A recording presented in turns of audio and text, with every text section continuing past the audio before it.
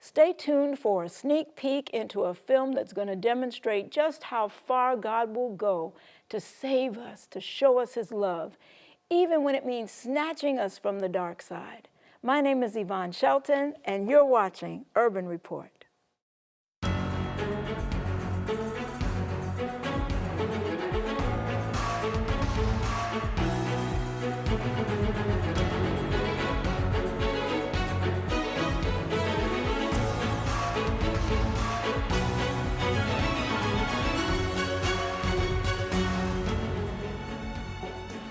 Hello and welcome to Urban Report.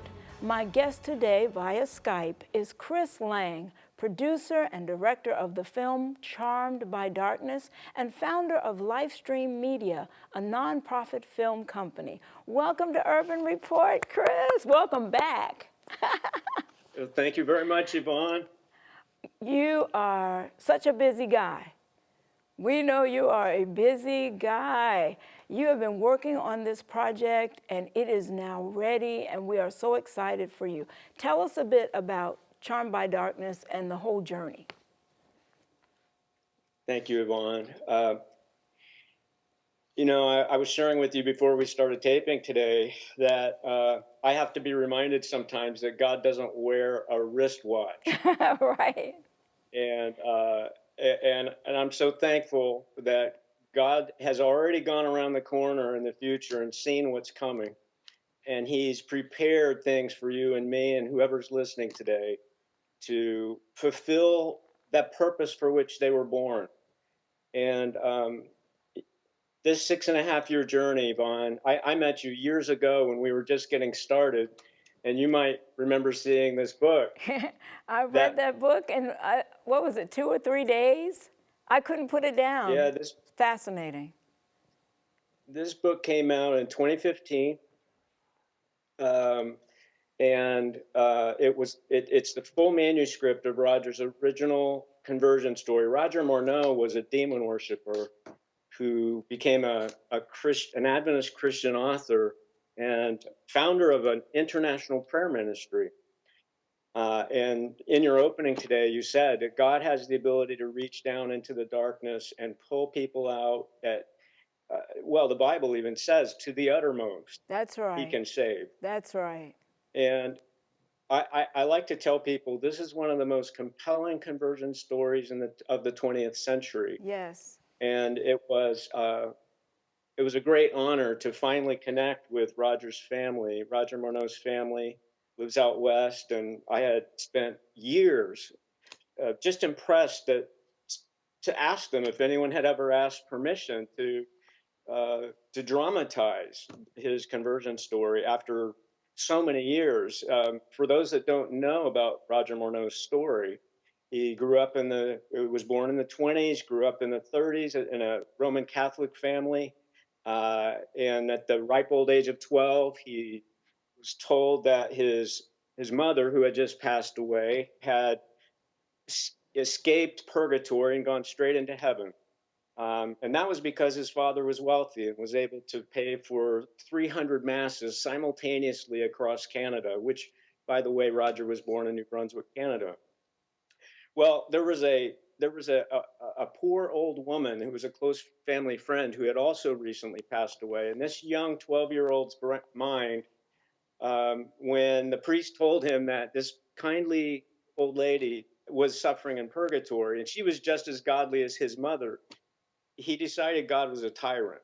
He turned his back on religion as soon as he left home. And that left a huge vacuum in Roger. And he actually became an atheist. During the Second World War, he served his country in Canada on a merchant Navy ship, a cargo vessel, and many of his friends died during this period of his life when he hated God. Let me just interrupt you for a second, Chris, because it's so interesting to me how the devil will distort God's character. So there's so many people who believe that, when you die, you go straight to heaven or hell.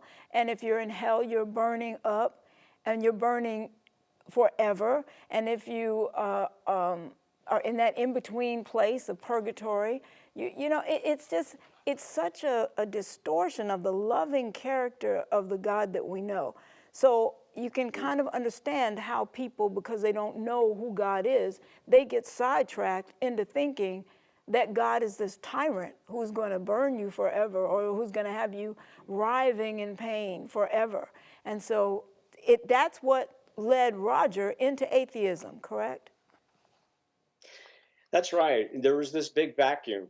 And as soon as the devil gets people to turn their back on the scriptures, on the ancient book that is the only book in world history that actually tells us about a creator God who knows our names and actually became flesh and blood and died to basically save us from ourselves, from from the fallen angels who were kicked out of heaven because Lucifer rebelled against Jesus Christ, and pre-incarnate Jesus, and ultimately the fact that Jesus came to save us. It's only one book in history that tells us the truth about this great God who became one of us to save us, and today intercedes for us to save us even still today. And I think that's what's so exciting about Roger's story, is that God knew that Roger was deceived.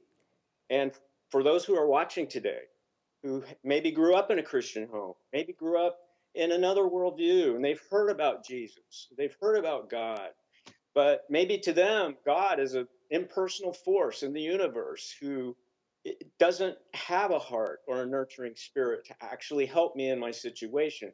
So many of these uh, traditions that you were talking about earlier, like paganism, like Hinduism, they teach you to worship the ancestors, Right. who actually are the ones interceding for us in the afterlife. And actually, the Bible is the only source also that teaches us the truth about death. And a lot of people may be watching today and say, well, but the Bible, does the Bible really teach that the dead are asleep? Yes, it does, That's right. actually. And you know, we didn't take a lot of time, Yvonne, in this film to give a Bible study about death, but it was something the Lord impressed me to touch on. Mm-hmm. And those who watch Charmed by Darkness, they will see that issue touched on, and then by God's grace, they'll connect with our other film, a companion program called Beware of Angels, which we talked about last time I was on your program, which is all about this deception, this original lie in the garden from the serpent, right? You will Yes. not surely die. Yes. And so, really, Charmed by Darkness really was an opportunity to really expose that Lucifer is Satan, and that Satan is a real person. And Yes. for any, and people doubt his existence at the peril of their own souls. That, you know, I was talking to someone not long ago who doesn't believe that there's a Satan. They don't believe in Satan. They don't. So I'm like, well, where does the evil come from? And you know, and you believe in God, but you don't believe in Satan. Then where does the evil come from? Well, they just don't believe in that being. That's one of the deceptions that Satan, the enemy, has brought to people, that he doesn't really exist. Because if you can think that he doesn't really exist, then you don't have to answer for what you do, because you know there's no evil. And it's just there. And then there are other people who will admit that there's evil, but there's still not a being that personifies evil.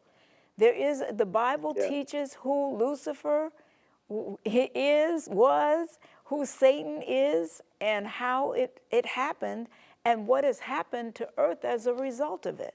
It's all there. And so I'm so glad that you've used media to teach, because it is such an important tool. It's such an important tool, and you are using media to teach. We have a trailer of the film that we want to show in just a second. Set it up for us. Sure, sure. Well, one of the goals is that you always want to have a trailer that's less than 2 minutes long. That's the first thing, because people are ADD in our culture Right. today, right? So you only have a few seconds. You got a few seconds to get their attention. Right. And so I'm kind of lifting something out of Roger Morneau's philosophy. And by God's grace, we will capture people's curiosity enough to make them want, by the Holy Spirit's curiosity in them, to want to watch and see who this man Roger Morneau was and all the people connected to his story. This Good. just gives you a little taste. Great. Let's check it out.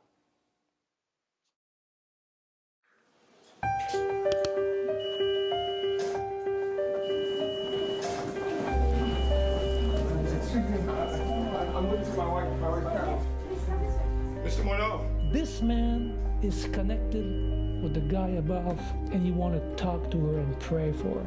Roger ministered to thousands I know of, maybe millions. I wanted to know what he knew and why his prayers were so powerful. Does the author of this book live here?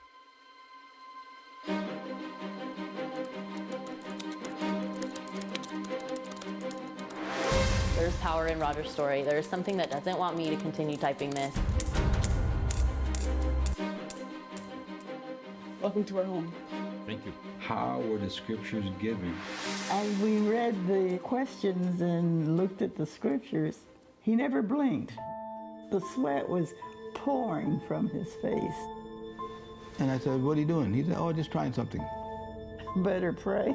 This is a weird situation we're in. I still was not a believer in the devil. Those aren't spirits. They're union workers. I know just how to handle those type of people.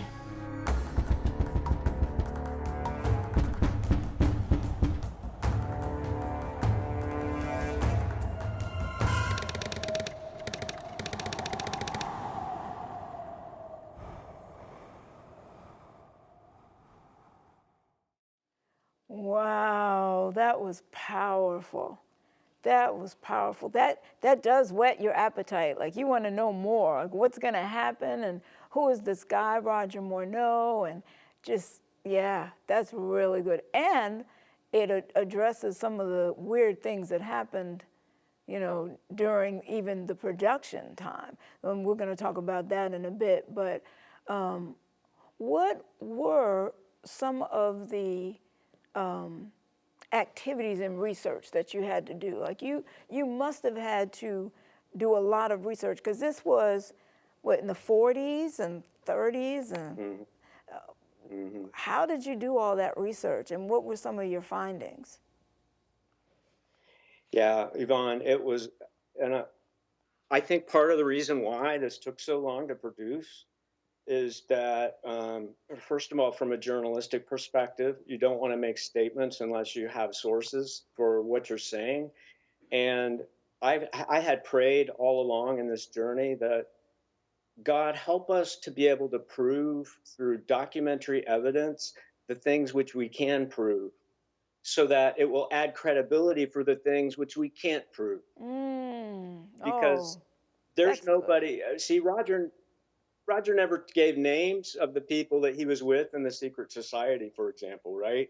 He didn't say who George the jazz musician was that rose to fame in the blink of an eye and invited him into this elite group.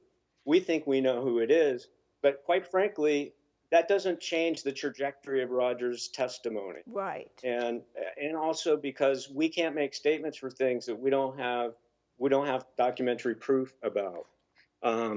All that being said, I'll just give you a couple highlights. Yes. One of the amazing revelations that I thought was really exciting was how God showed me the history of the Golden Square Mile in Montreal. I knew nothing about that part of Montreal's history, but did you know that at the turn of the 1900s, there were the families that controlled 70% of Canada's wealth lived in a 1 square mile area of Montreal. Wow. 70% of Canada's wealth was owned in a square mile of families. Isn't that something? That is amazing. So there was this one wealthy, super, super wealthy area that people lived in 1 square mile. 1 square mile. Wow. And it was nicknamed the Golden Square Mile. And when Roger left World War II and and came into the 40s era Montreal, that square mile still had many of the elite families that lived there. And of course, we included pictures of some of these areas, mansions, locations, because so many people are curious about that part of Roger's story. Obviously, we can't prove, but there is documentary evidence contributing to the credibility of that part of his story. There was truly an elite culture there. The other thing that we didn't talk about in the movie that was equally helpful was the fact that the Jewish culture there, 90% of them lived in an area where most of the garment factories were. And most people, when Roger tells his story about how Cyril, right, talked to his boss about keeping the Sabbath, and the Jew asked him, "Are you a Jew?" And Cyril says, "No, I'm a Christian." You know, the truth is that part of the history is absolutely provable. That this part of the story is completely logical, and historical precedence was there to back up that the Jews basically owned most of the garment factories. In fact, over 90% of them. So that just gave me a lot of confidence when we made statements about Roger and Cyril and Cynthia's story in the film, that they were really based on historical evidence, including documents that God helped us find from World War II. Wow. Praise the Lord that you were able to authenticate a lot of what you talked about. That's a real blessing. Let's talk about the actors that you cast in the roles of Cyril and Roger and Cynthia. Let's talk about them. How did you find them? Like, what went into casting them in those roles? Well, it ended up being a huge blessing with every one of them. And, it took 6 months actually to put together the 2 movie sets with all of the different props and furniture and all of those things that you see kind of in the core foundation of the film is actually this 1946 Bible study that happened, and sort of the commitment to having wardrobe and paint colors and all of that stuff so that it could kind of bring it to life. And the fact that we actually hadn't planned to have spoken lines during the shoot. It was actually just going to be B-roll. And for those that are watching that don't know what B-roll is, your actors don't have spoken lines, scripted lines, right? But when they got there, I knew that they were the ones the Lord had chosen for several reasons. First of all, they were super patient, and because all of them had the understanding that when they came on set that day, they weren't going to have a spoken line story about. Well, at the last minute, I felt the Lord impressing me. We needed a live mic on the set, and we ended up kind of pivoting right there at the last minute. And they were very cool.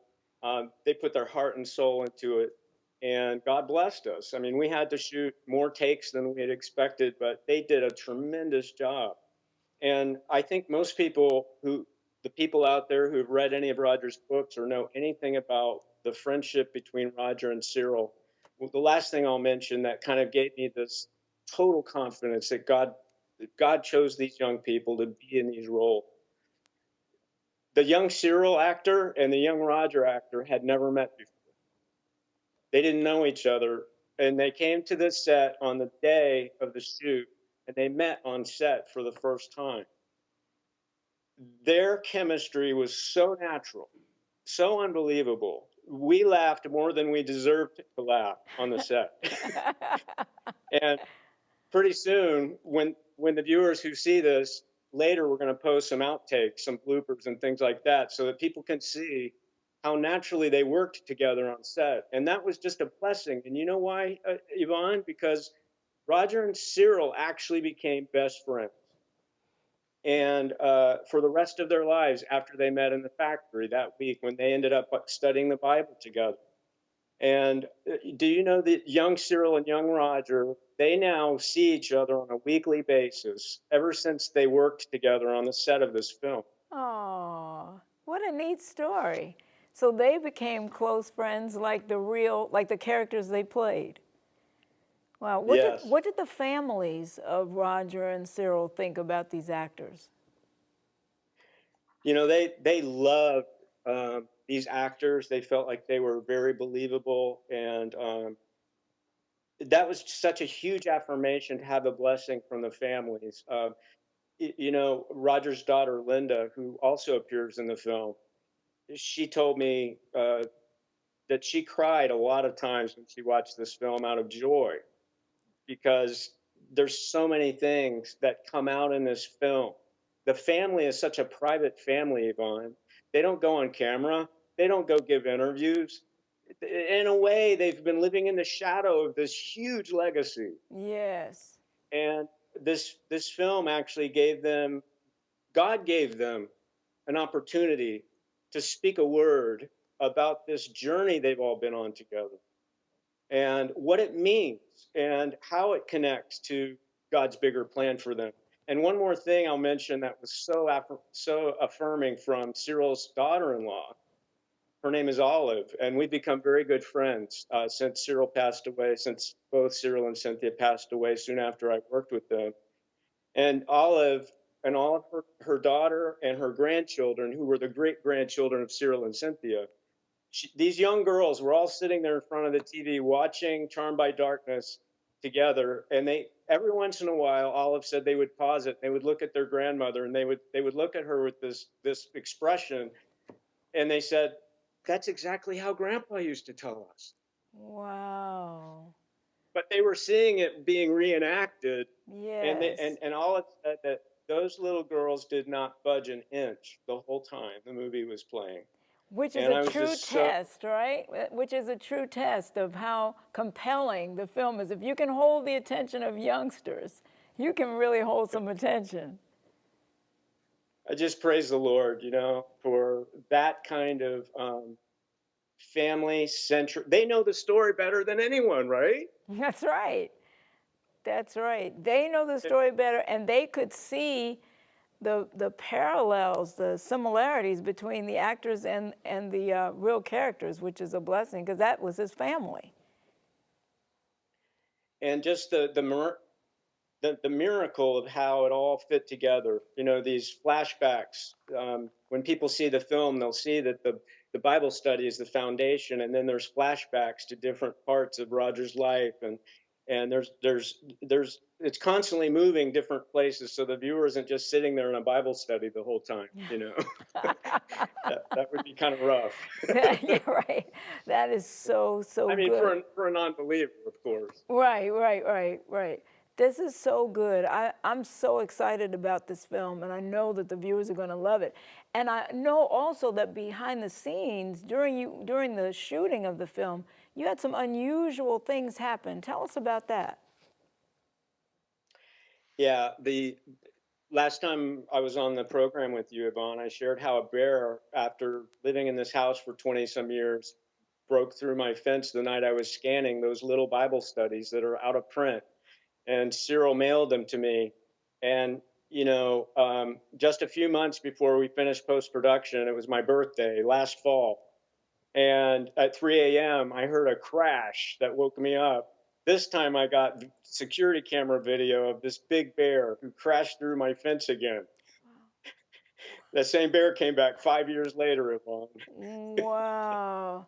That is so, And no, that's scary. And also, the day we announced post-production for this film, a microburst came up. And for those who don't know what a microburst is, you can search on the internet. You can Google it. It's a small tornado that just came out of nowhere and sucked the tops off of two of my big oak trees and smashed them down on the roof of my house. Wow. I saw it happen right after I got off a phone call. And during that same hour, you know, some people who don't believe the devil exists, they say, "Oh, that could happen. That was just a coincidence." Well, within the same hour, Yvonne, a fire broke out in our associate producer's neighborhood on the other side of the United States in Redding, California. It was such a bad fire that they had to evacuate their whole family. And it burned down a neighbor's house just nearby where they live. the forces of evil were very angry. Well, at the same time, Yvonne, God was working miracles, you know. And I just wanted to share this sweet story I just heard this morning from Yvonne, from Amanda, the young blonde girl that you saw in the trailer. She typed the manuscript for this book, Charmed by Darkness, and as a result became a Sabbath keeper. Oh, Well, praise God. in the movie, you'll see what happened during that first Saturday that she kept before the Lord. But today she's still a Sabbath keeper. And the devil sometimes will do small things, Yvonne, to try and discourage and crush you. Last Friday, she was backing out to go pick up one of her kids, and she backed over the family cat. Oh. And for all they knew, the cat was dead. The animal control came and picked up the cat and took it away, and we're going to put it down because the cat was just, well, she heard it. She heard the crunch when she rolled over it. Oh. Well, this morning she texted me, Yvonne, after almost a week of grieving the loss of their family cat, because she has several children. They're heartbroken. The animal control called them back and said the cat is alive and has no scratches, no injuries, nothing at all. Wow. Wow. Oh, what a blessing. What a blessing. We have like 1 minute. You've got to tell us what you need and how can the viewers help? The film recently came out on Amazon Prime, and you can watch it for free. If our viewers are able to share this link on Amazon with their family and friends, we need as many reviews as possible, Yvonne, because every review actually helps the film rise in its rankings so that more people can see it. And our goal is to actually have a strong performance in the near future so that more platforms will want this film and we can spread the word to many other platforms around the world. So I thank your viewers in advance for their support. What a blessing, Chris. We are so thankful for what you do and for the fact that you have brought this story to the world. We know that people are going to watch and be blessed, and many will come to Christ as a result, and we praise God for that. So thank you so very much for doing it and for being with us. Thank you for having me, Yvonne. We appreciate you really, really very much. And we thank you for being with us. Make sure that you support this effort. Go to livestream.org, livestreammedia.org. I think we put the website up anyway. And make sure that you donate and support Livestream Media because they are doing some amazing work. Well, we've come to the end of this program. I can't believe it. This time goes by so fast, especially when you're talking about the Lord and the work that's being done in the world. Make sure you tune in next time because you know what? It just wouldn't be the same without you.